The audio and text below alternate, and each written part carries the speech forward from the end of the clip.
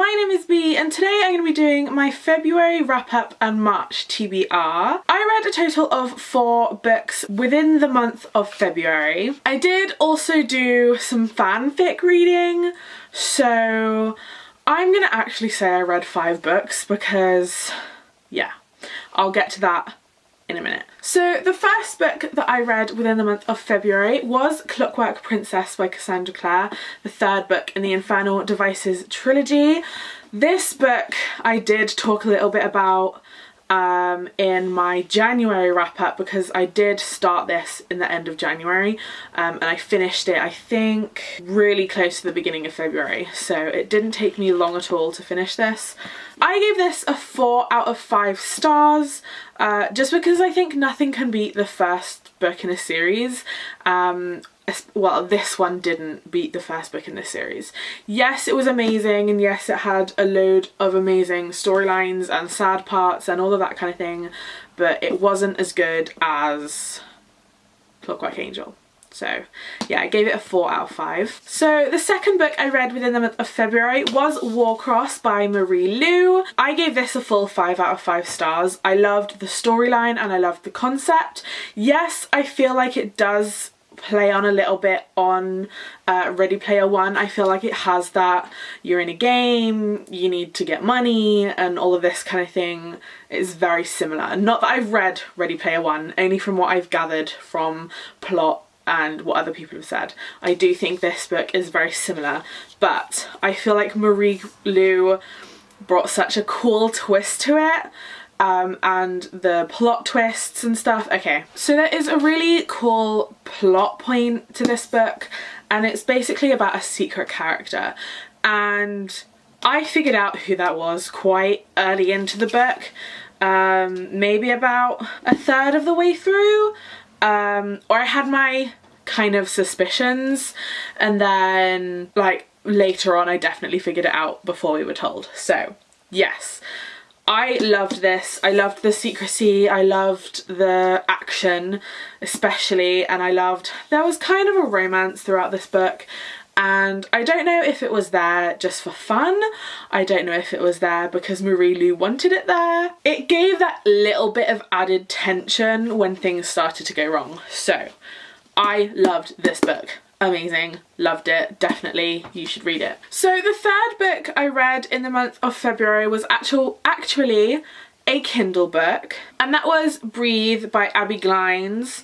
I read the kind of adult version because she has like 2 different versions of it. Like she rewrote it in a more adult romancy way because originally it was more like teenagery, there was no like sexual stuff happening, but in this version there was, and I love it. I absolutely love the Sea Breeze collection of books. I've only read a few of them, but the ones that I have read have been amazing.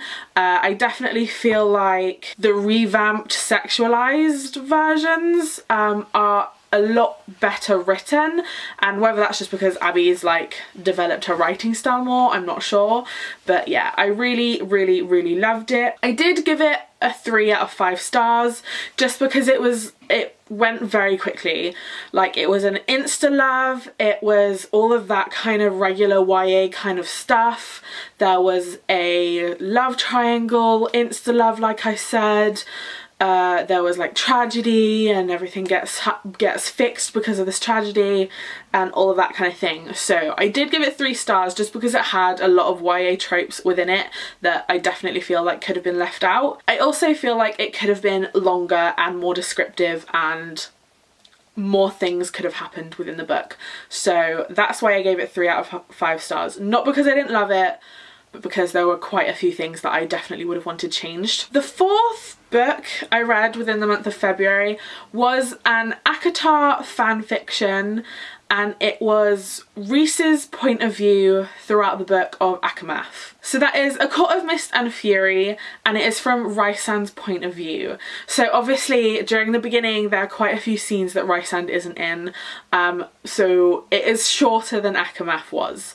There are also bits that are cut out because you can just read them from Thera's point of view because it is a lot of conversation type things. that didn't really need abbreviating from Rysand's point of view. So I read that and it was amazing. I loved it. Obviously towards the beginning it was a lot of just angst and, oh, I'm going to get Feyre now, and then all of this kind of thing. But being able to see even just like a possibility of what Rysand was thinking throughout ACOMAF was amazing. Like, ACOMAF is my favourite book. If not just 2017, then I'd probably say my favourite book ever. And I adored this fan fiction that I read. It did push me reading City of Bones back like a day because it was so good. I read it in a morning, and it was quite a few pages, but yeah, it was amazing. I loved it. We got to see more insights into how Rysand felt throughout ACOMAF, and yeah, definitely, I will link it below. You should definitely check it out. And then the last book I read within the month of February was City of Bones, the first book in the Mortal Instruments series by Cassandra Clare. This book took me 2 weeks to read. I started it before Seabreeze and I finished it after ACOMAF. Like, I was reading like 10 pages a day. It was so hard to get through, but I've done it and I finished it and I rated it a 2-star because there are so many other ways that you can read this book. You can watch the film. I actually would like to point out here that the Mortal Instruments film is a really good representation of this book. I didn't think it was when I watched it because it had been so long since I'd read this book, but there are so many scenes that are written word for word.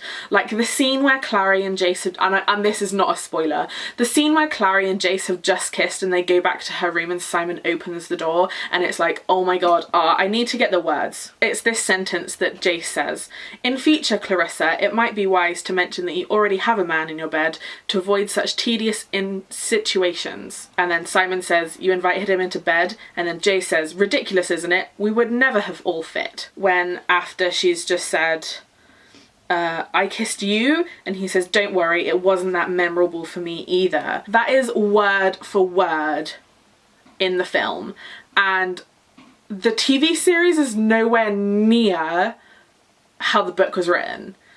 The film was so much better, I'm sorry, but it was. The acting may have been shit and it may have been awful in all the other ways, but the script was good.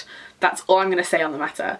But yeah, I gave City of Bones a 2-star only because 1, I'd read it before, 2, I'd watched the films before, 3, I'd watched the first season of the TV series multiple times before. I knew exactly what was going to be on the next page, I knew exactly what was going to be said next, and because there wasn't that anticipation and because there wasn't that, oh, what's going to happen next, I really struggled to read this book. If it was my first time reading this book, I probably would have given it a 4 stars, probably a 3 actually, because it's not that great. But yeah, it is a good storyline and it is a good fiction and it is a good idea. But this time reading it, it was a struggle, and I'm sure reading the second book is just gonna be just as the same. So I'm gonna say I'm gonna read City of Ashes, and that is it throughout the month of March. I will read other books in between where I get stuck and can't read anymore. So yeah, that's kind of my mini wrap up and the beginning of my TBR, I guess. I'm gonna read City of Ashes in March. I'm not gonna plan on reading anything else. I know I will. I know I'll probably read something on my Kindle just to get through like a couple chapters, like I'm pretty sure. Yeah, so City of Ashes is way smaller than City of Bones. Like it's half the size pretty much. So I will probably get through City of Ashes really quickly, dependent on how much of it I can remember and how much of it I actually feel like I can get through. I am really struggling not to pick up the Vampire Academy. I feel like that's going to be the next big series that I read after I finish the Shadowhunter Chronicles. So yeah, that is my mini TBR. So yeah, that is my kind of wrap up slash TBR for February and March. I really hope you liked this short video. I know that it's probably late as well, and I'm also sorry I didn't put up anything on Wednesday. I had a really awesome week and I didn't get time to film anything, so that was that. So I really hope you liked this video. If you did, then hit that like button and subscribe while you're down there so you don't miss any more of my future videos. I will also have down below all of my social media, so make sure you go and follow me there as well. Bye!